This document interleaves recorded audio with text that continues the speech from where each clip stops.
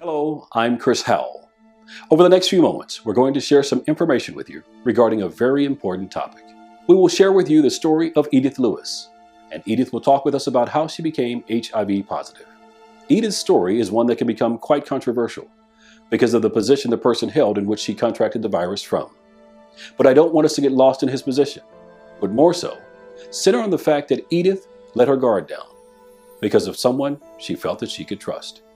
Edith tells us that he was knowingly HIV positive for 14 years before they met, but he never disclosed that to her until it was too late. I personally know the effects that HIV and AIDS can have on a family. I lost my older brother due to complications of HIV and AIDS in 2006. He was 33 years old.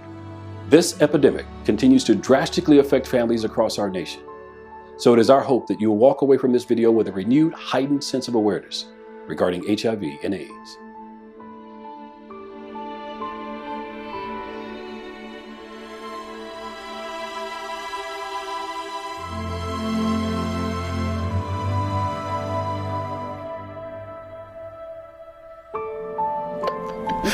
Well, Edith, we're talking with you, and you have a pretty remarkable story. And I guess as we get into your story, let's kind of set this up a little bit by talking about how did you and your husband meet?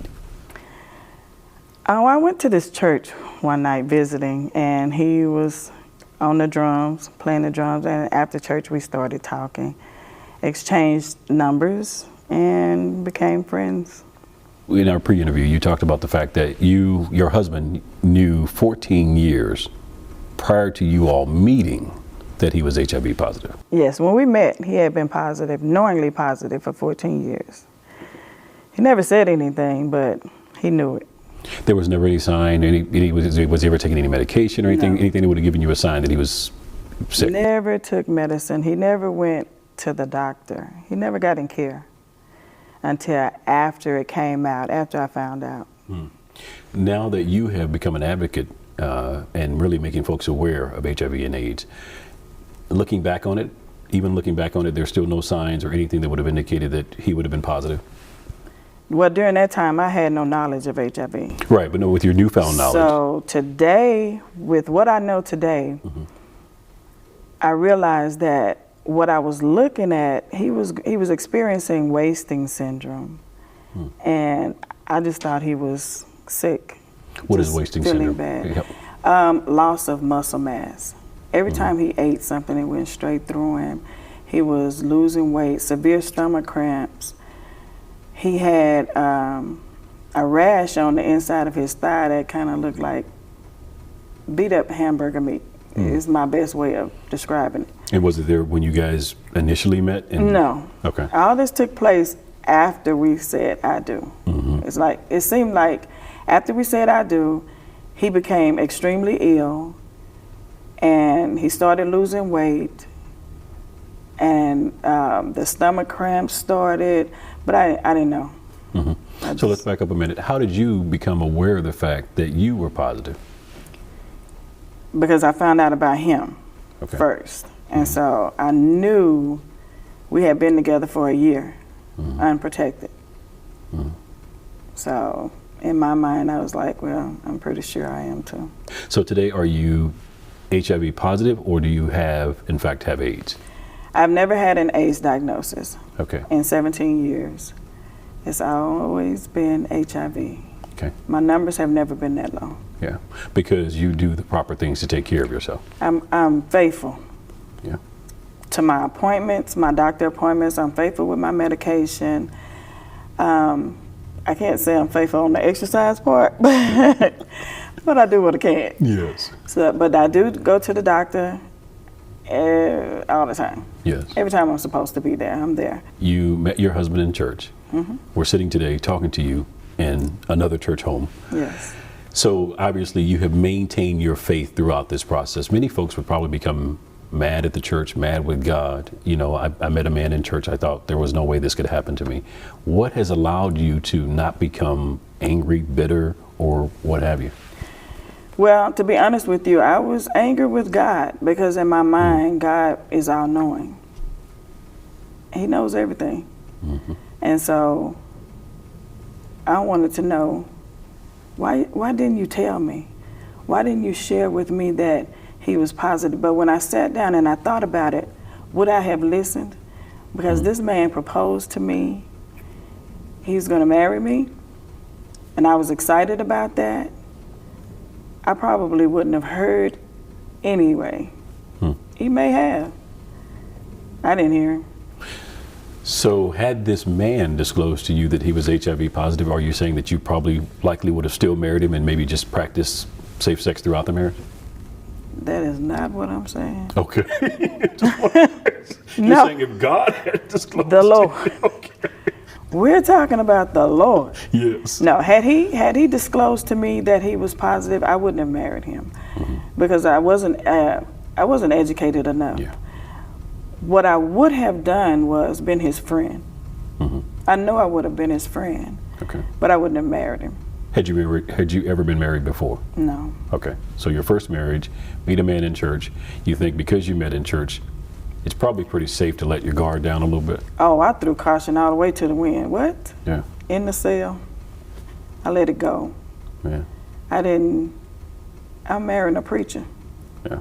In church. I'm in church. I didn't need to know. Well, during that time, I was living off the myth of what was said about HIV. You either had to be a prostitute, a drug addict, or gay. I was none of the above. So I was none of the above, so I didn't inquire. Yes. And I went with the flow. Did you ever, once you all were diagnosed, did he ever disclose to you how he contracted the disease? He did. And if so, was he one of the above? He was. Going back to your faith, you're very active in your church. How did your faith help you walk throughout this process? You talked about being angry with God, but obviously you overcame that anger and now continue to serve the Lord. I did. Actually, it was my pastor, my church family, my biological family, my friends. They surrounded me and they encouraged me. They didn't allow me to, had I isolated myself, it would have been easy for me to just disappear. Yeah. But they didn't allow it. Yeah. Even when I tried to hide from them, I tried to not be around. I remember one time I was going through something emotionally during that time, and I wouldn't answer my pastor's phone calls on my on my phone. Yeah. So he called my job, and I had to answer the phone at work. Yeah, he's going to find you one way or the other. Right, and he was like, "How's my Edie doing?" I'm like, "Ugh." You found me. So I was doing well until I got this call. I was like, I'm okay. I'm okay. So he did. He knew that I needed that. Yeah. That even though I was trying to close myself off from the world, he didn't allow it, nor did my siblings. They would come out here one at a time and be with me, and it helped. Yeah. It helped. People don't understand that when you're going through something traumatic, cancer, HIV, diabetes, heart disease, whatever it is, lupus, you need that support from people who have always been in your life, because you have a tendency to go away from the person that you used to be. Edith has moved beyond being a victim to becoming an advocate. To bring awareness and education, she speaks in the community, makes media appearances, and continues to be a refuge for others who've been diagnosed with this disease. Edith recently was a guest on Dallas-based K104's Morning Show, one of the top radio programs in the country. Edith Lewis is in with us, and she was diagnosed as HIV positive, you said, in 1998, and you have been living with HIV since then. So how long were you guys dating before you got married? Almost a year. Okay. How old were you at the time? 34. You were 34 years old. When I got the diagnosis. But when you married, 33, you guys get together. And then what about him? After you got diagnosed, did you say anything to him, and what did he say? I'm sorry. That was all he said? No, he did not. Okay. He did. Now, he did. Okay, so you said he went into the hospital. No. He got sick. He just got sick. He got sick, and I took him to the hospital. Okay, and then what happened? The Well, doctor. I took him to the ER, and they gave him medicine. He had never been on medication the whole 14 years. That's the thing we got to talk about with World AIDS Day today. We got to talk about that now, the changes that have been made from back then when folks were diagnosed with HIV. We just saw where Charlie Sheen came out a couple of weeks ago. Yes. And so what we can do today is just raise that there's a stigma associated, and we need to take that out. And let's talk about it and talk about what you want today to mean. What do you want it to mean? Well, I would like for it to mean more awareness, especially to people who are not as educated about HIV as you would think they would be in 2015. I would also like for people to get tested and to know their status. Don't be afraid to go and get tested. I was one of those people who felt as if I didn't need to be educated about HIV because I wasn't living the quote-unquote lifestyle. Right. The myth was prostitution, drug usage, and I was in church. We both were. You and your husband. And this man is sitting up in church every Sunday and then turning around lying to you in your face. Exactly. Wow. And then saying, thank you, Jesus, amen. And you have become an advocate, like we talked about, and really helping folks to gain awareness regarding HIV and AIDS.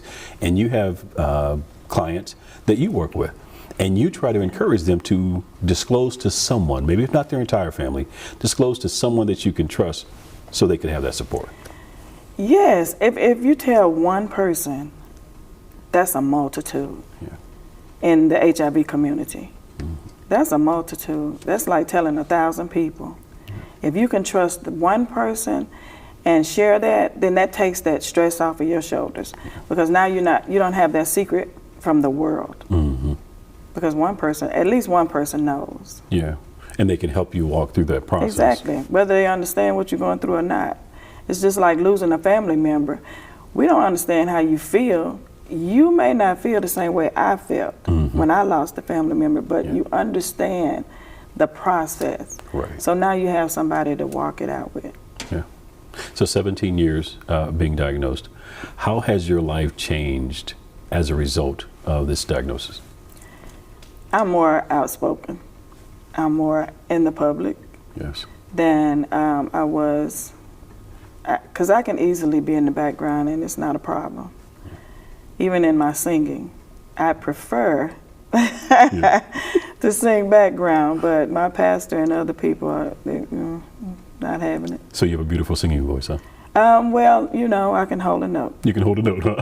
I can hold a note. I won't make you stick your fingers in your ear.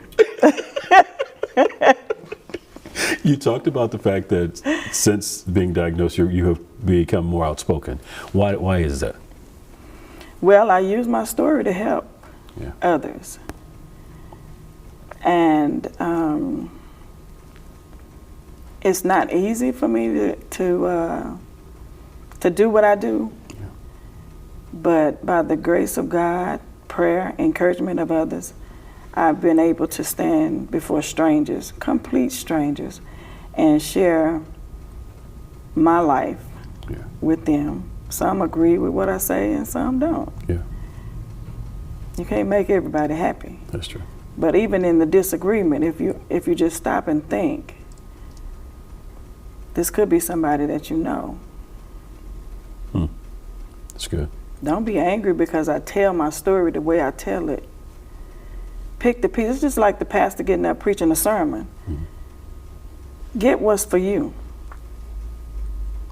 Yeah. And work it. In sharing your story, what are the key messages and key points that you want folks to take away from your story as you share it? One of the things is bring it to your home. Don't just think about me and mine, because the virus is not prejudice. Just like it happened to me when I thought it wouldn't, it could also happen to you or yours. We have so many secrets in our community that yours could be one of the secrets, meaning that it could be a down low in your family. If you think you see what you see, pretty much you probably do see it. Okay. A lot of times we just ignore what we see. I was blinded. Yeah. I was actually blinded by religion.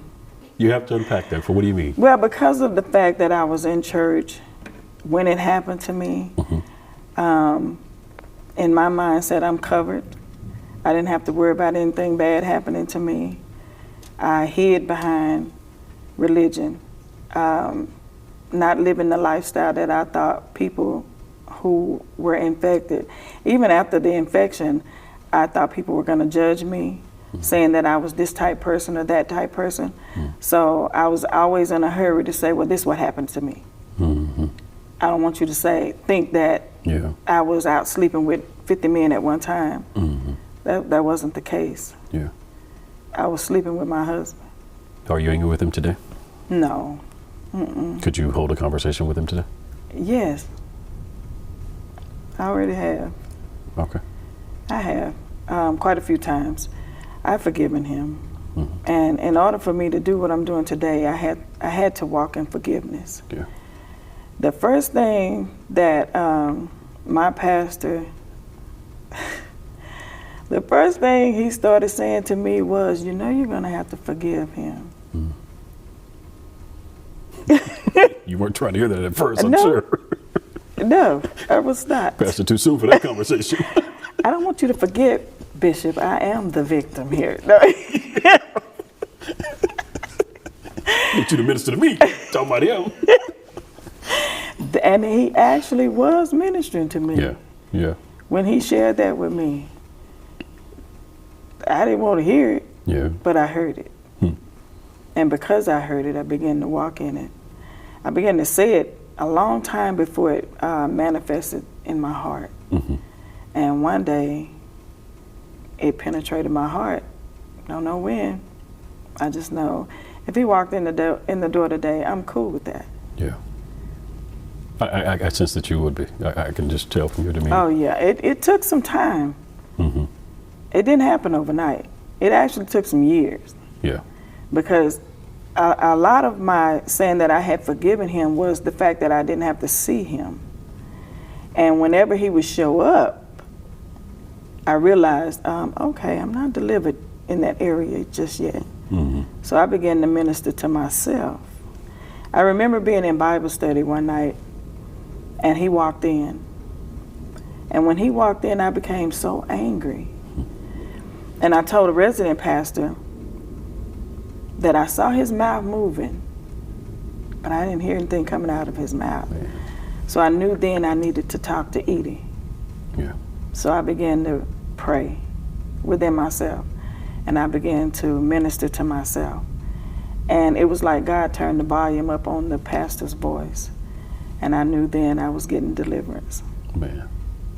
So, and that's actually was the last time that I had to struggle with anger concerning him. That's good. What is the one thing you would hope someone would take away from our discussion here today? In entering a relationship, talk. Get to know that person. Get to know that person's family. Because a lot of times you'll learn a lot about the person by knowing the family. Don't be in such a hurry to get into things. Take your time. Don't be afraid to talk about things that people don't normally want to talk about, such as diseases.